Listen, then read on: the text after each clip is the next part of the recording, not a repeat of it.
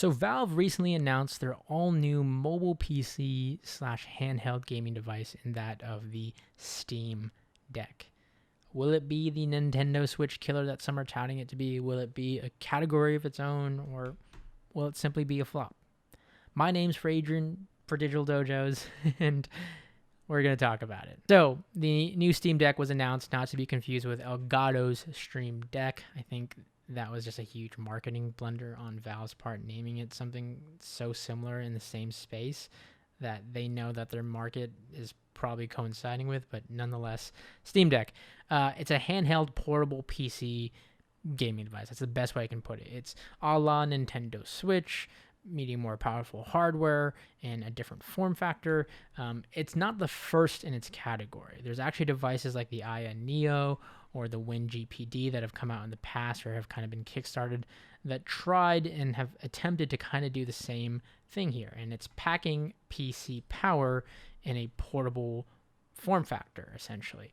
And this is where it's interesting. It's Valve's first entry into this kind of category in space, right? This portable PC gaming market, being backed by their popular Steam library of games. The idea is that you have access to all the games that you would have on your PC that you've already purchased through your Steam account. Now, this comes in a couple of variations, so let's jump right into the specs and features and all that good stuff. You have the $399 base model for the 64 gig eMMC standard memory. Then you have the two escalated tiers in the $530 model, which is 256 gigs of NVMe storage. That's the one I ended up reserving and pre-ordering.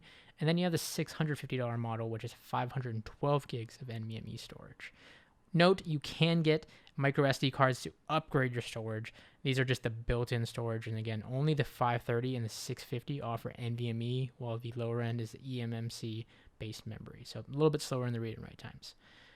Getting to the nitty-gritty when it comes to specs, this is all powered by AMD's APU, meaning CPU and GPU all in one chip powered via AMD, who's obviously been killing it. This is Zen 2 architecture, 3.5 gigahertz, 16 gigs of RAM or memory. That's DDR5 speeds, and that's really great to see because with AMD, we know the faster memory definitely utilizes that and takes advantage of it. And then in terms of the hardware, you have a 7-inch diagonal 1280 by 800 screen, so over 720p because of the 16 by 10 aspect ratio, 60 hertz screen, and this is LCD. Keeping that in mind, it's LCD touchscreen. We just recently saw Nintendo Switch obviously come out with their newest OLED model, but this will be an LCD-based touchscreen.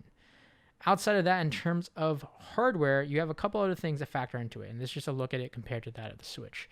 You, of course, have the standard analogs here. You have the standard X, B, A, and Y buttons, and then you have that of the traditional D-pad, and, very popular in most portable gaming consoles or just controllers in general. But then you have these interesting squares here, which are essentially both touchpads for your left and right thumb, essentially. This is a la the Steam controller. If some of you remember this product, which came out years ago. You can buy it alongside the Steam Link. This controller, despite coming out years ago, offers many of the same design inspirations, and you can see how it played into what the Steam Deck is today. This featured touch capacitive buttons here that you can kind of use like a touchpad here to swipe around and navigate your interface, as well as these rear bumper triggers in the back here that you tend to see more popular now in like pro controllers. So the Steam Deck has 4 of those on the back, and then your traditional left-right bumpers on the top here, R1, R2, L1, R2, L2, as well here on the back. Now, taking a look back at the hardware and design, you can see that it's significantly bigger compared to that of the Switch, and that's something worth noting. I think the Switch comes in at like 0.88 pounds, and I want to say the Steam Deck is about 1.47 pounds, so it's nearly double the weight, and it's definitely wider in terms of its footprint and size here. And that's just due to the sheer amount of hardware and battery that's packed into it. You have a 40 watt hour battery, so that's averaging, they say, about 2 to 8 hours of actual gameplay. Mileage is going to vary here. How beefed up your graphics settings are, the frame rate you play at, all of that will determine if you get more battery life or less, obviously.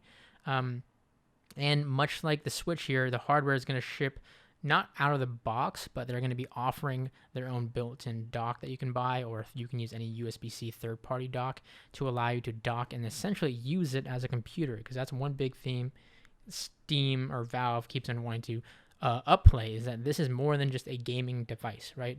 And unlike the Switch, the idea here is that you can use web browsers, you can use traditional desktop applications, you can browse a web and multitask like you would on a computer. You can quite literally hook it up to a keyboard, mouse, monitor setup, all on the Steam Deck. Now, that OS or that software is driven by SteamOS. Essentially, it's a variation of Arch Linux that's going to be running on it. And it's also going to be running with Proton to allow for more gaming compatibility, since it is Linux based and most games are traditionally not supported out of the box for Linux at times. The Proton technology is going to use a lot of things like Wine and whatnot to optimize performance for Linux based gaming. But that said, you're not locked. Valve is allowing you to install Windows fully on this if you want to, so you can install a completely different OS on it and have full compatibility across the board. Because like at the end of the day, like they keep on touting, this is essentially a PC in a portable form factor that you can effectively just plug into your hardware like a dock, like you would with a Switch, and get access to your TV, your big screen, hook it up to your desk, and have a full-on setup, what have you. Now, all of that said, who is this for is the big question a lot of people are asking. How are they positioning this as a market? I mean, in some cases, you can say this appeals to that of the PC gamers first and foremost, because it is utilizing something like Steam, which if you have games on it, it's because you're probably already gaming on a Steam library on your own PC, whether it's a custom build or whatnot. It's an entry-level device at $400 that offers portability that something like a desktop doesn't quite offer, and something like a laptop that you probably wouldn't be able to get at that price point, you could argue. It's an all-in-one device, right? It's the flexibility and portability of a laptop with the power of a gaming PC at the end of the day, and the library behind it. So you have all the access to your games, and that's the big thing for PC gamers, right? Who it's probably trying to appeal most towards. You have access to that library that you're already used to. Now, I hate this term in the game, but you have that term hardcore casual gamers. You can argue that the Nintendo Switch is probably more massively geared towards casual gamers, right? Nintendo is so popular not just because of the hardware that's packed in here. You can argue that their latest OLED Switch obviously didn't get much hardware improvements outside of the screen. But Nintendo knows what they're doing. They know their sales are an all-time high despite being out for 3+ years. They also know that their intellectual property and their games are really what make them money at the end of the day. Their franchises like Mario, from Mario Kart to Mario, the 3D platforming games and variations of those that they offer, Mario Golf, Tennis, XYZ, you name the franchise, from Animal Crossing and so on. These are Nintendo exclusives that they know that they only have the rights to, and people are going to buy for that nostalgia factor because of what they've played in the past. People are going to buy because they know it's the only platform they can play it on, and it appeals more to, the younger audience. Is the Steam Deck going to fall in at that same level where, kids around the world are going to want this instead of a laptop or this instead of a Nintendo Switch? A little bit too early to tell, right? And how that's going to be marketed. But this is an interesting new kind of path for this device. I think it's a really great in-between device for somebody like myself who uses my MacBook for work purposes and laptop as my primary device when I'm on the go. When it comes to mobile gaming, I'm either gaming on something like this or I'm gaming on my phone or iPad. I'm not hunking around my desktop with me for the most part. But when I get home and I have access to my editing workstation, my gaming workstation, then yeah, I'm on Windows. But now I don't necessarily have to have that compromise. I don't have to go and buy like a gaming laptop where I can just buy the Steam Deck and kind of have this all-in-one device. I have a portable gaming I can use on the go when I'm traveling. I can dock it and hook it up to a TV and dock it into a desk and have a full-on setup to use as a effective desktop on the go. And that's the appeal behind it. And that's who I think it's perfect for, right? At the end of the day, as they always say in tech, specs don't necessarily matter, right? Like, of course, they're important, and we saw really great titles like Control and Star Wars Jedi Fallen Order running on this thing, which showcase for good performance overall, and hopefully, as we see more real-world performance and experience in hand, we'll see how that goes. Because that's what it's going to come down to at the end of the day, is the real-world performance, how this plays games across the board.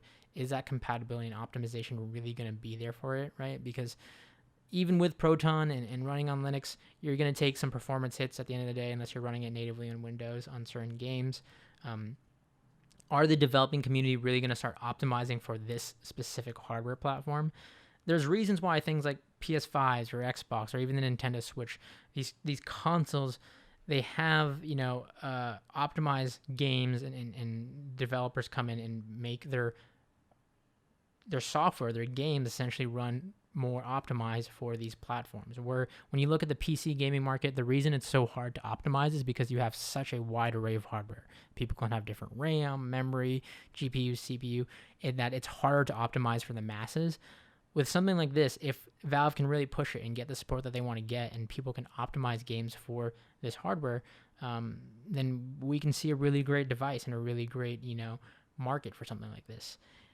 How this plays into the future, how long Valve chooses to support this, if they do a Gen 2 update down the road, the stability that this has down the road, hardware-wise, it's already looking great. You have expandable storage, all that great stuff. That's going to be a big thing, is how this plays out into the years to come. So, will you be picking one up? I would love to hear that down in the comments below. If so, why or why not? Is this device for you? Is your laptop suffice? Are you fine with your Switch and whatnot? You can argue that it falls in that category. You can argue that it falls more competitively to that of something like entry-level console like the Series S, or you can argue that it, is in a category of its own. There's so many kind of routes to go with, and I think that's why this device is going to be so interesting. So I can't wait to get my hands on it and take a look and give you my first hands-on impressions and overall review. So again, be sure to subscribe, hit that bell icon to get to see that. With that, leave your comments down below and your thoughts, and as always, thanks for watching.